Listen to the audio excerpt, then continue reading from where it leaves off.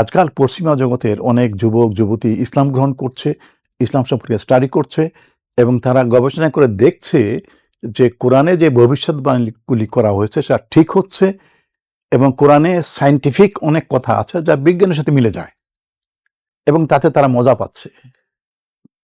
একটা যুবকের কথা শুনুন।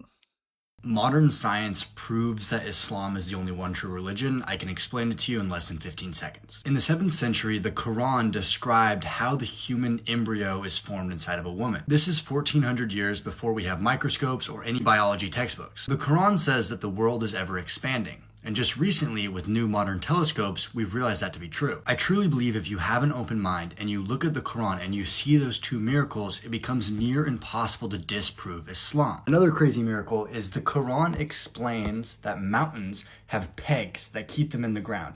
And just recently, in the last 200 years, we found out that the mountain that we see is only 25% of the mountain. The other 75% is underneath, like a peg. And you have to remember, Prophet Muhammad, peace be upon him, the person who wrote the Quran, or transcribed the Quran, was illiterate and could not read and write. There would have been no way for him to know that 1400 years ago. How would he be able to know that with no lab, no testing, no science? He was able to know it because God, Allah, told him through the Quran.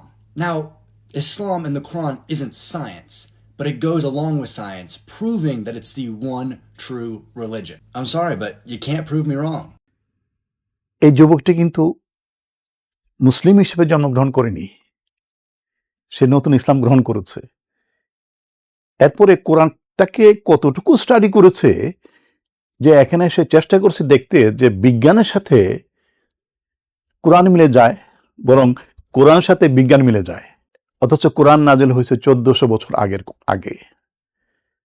এখান থেকে সে আনন্দ পাচ্ছে যে ইসলাম সে গ্রহণ করলো তা যে সত্য, কোরআন যে আল্লাহর বাণী, শাশ্বত এবং ডিভাইন রেভেলেশন, এটা দিয়ে সে মজা পাচ্ছে এবং বেশি বেশি কোরআন স্টাডি করছে।